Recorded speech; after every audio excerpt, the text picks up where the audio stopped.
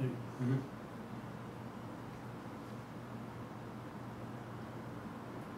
Bush administration housing secretary and former New York Congressman Jack Kemp is an ardent supply-side economist, a believer in empowerment for the poor through home ownership, and a hard-line activist in foreign affairs.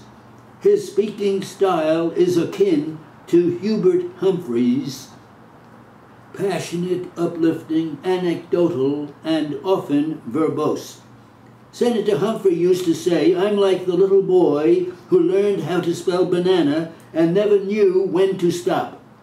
Kemp, a former professional football quarterback, is an unabashed ideologue. This quality has the oratorical disadvantage of the hard sell, but the advantage of clarity and intensity. He leaves no audience ambivalent. Chosen to be Bob Dole's running mate on the Republican ticket in 1996, Kemp eschewed the usual attack role of the vice presidential nominee and dismayed some partisans by staying Kempt with the ebullient, upbeat style and sunny message of inclusion that was his trademark. Though best known for his extemporaneous, rambling, too detailed style, Kemp has occasionally reminded or submitted to oratorical discipline. In the prepared speech accepting the Winston Churchill Award of the Claremont Institute in Los Angeles on November 30th, 1990, Kemp's purpose was to turn the occasion toward a case for armed intervention in the Persian Gulf. Opponents of the Bush buildup to war to push Iraq out of Kuwait were using the Vietnam quagmire analogy. Kemp used the tribute to Churchill to press home the Munich analogy of the need to stop forcibly rather than appease an aggressor. One technique to note here is the dramatic setup of a quotation. Instead of a dull, "as Churchill said," Kemp says, "listen to his words as war threatened." I love the Churchill story they tell about the reporter who was once kind enough to let a rising young politician named Winston Churchill preview an upcoming article about his recent speech. At the end of a long quotation from Churchill's remarks, the newsman had written the word "cheers" to describe the audience's reaction. Churchill scratched it out.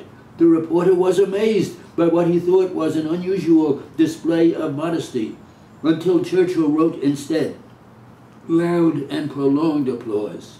So if there are any reporters in the room tonight, I'd like to have a word with you after the speech. This thrilling era of global change, of peaceful democratic revolutions, following the sudden collapse of Soviet totalitarianism, labeled by President Bush the Revolution of 1989, was anticipated by Churchill over 4 decades ago. But more than that, I believe his post-war leadership helped lay the foundation for the policies of deterrence and strength that culminated in today's historic events. Far from being a warmonger, Churchill was in fact the earliest advocate of peace through strength. He spent 10 lonely years determined to inform the British people about the growing threat of Nazi rearmament and aggression, and repeatedly challenged the government's policies of appeasement and weakness. He openly disputed the government's figures on the balance between British and German military strength. He insistently demanded the creation of a ministry to supply munitions. He bluntly asked whether Britain was doing all it could to defend democracy. "We must recognize that we have a great measure to guard," Churchill said 2 years before Munich. "The inheritance in our possession represents the prolonged achievement of the centuries. There is not one of our simple, uncounted rights today for which better men than we are, have not died on the scaffold or the battlefield." We have not only a great treasure, we have a great cause. The tragedy of Munich did mark the turning point for Great Britain and for Winston Churchill's political future. The policies of weakness and appeasement, followed by Ramsay MacDonald, failed. The Nazis marched through Czechoslovakia and rolled through France to the very gates of Paris in just 40 days. Malevolent eyes turned on Britain. In this dark hour, a desperate Britain summoned Churchill to lead the nation into war. The wilderness years were over. The Battle of France had ended. The Battle of Britain had begun. Now, in charge of the entire nation, Churchill recorded that he slept soundly and had no need for cheering dreams. I felt as if I were walking with destiny, he said, and that all of my past life had been a preparation for this hour and for this trial. I was sure I would not fail. 3 weeks into Churchill's government, while British forces were evacuating at Dunkirk, Mussolini offered to mediate between Britain and Germany. Germany would get France and the continent. Britain would get independence to be assured by Hitler. Many in the war cabinet favored opening talks.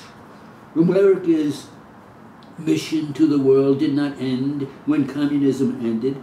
Our mission is ongoing. It was recognized by Sir Winston in his Iron Curtain speech, inscribed in the very words on this wonderful award. Our mission is to continue to tell the world that we are for the freedoms and human rights of all men and women, for all time, and to do everything we can to transform the ancient dream and hope of freedom into a democratic reality everywhere. And with God's help, we will.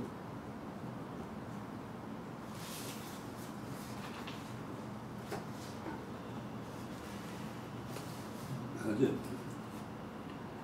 140.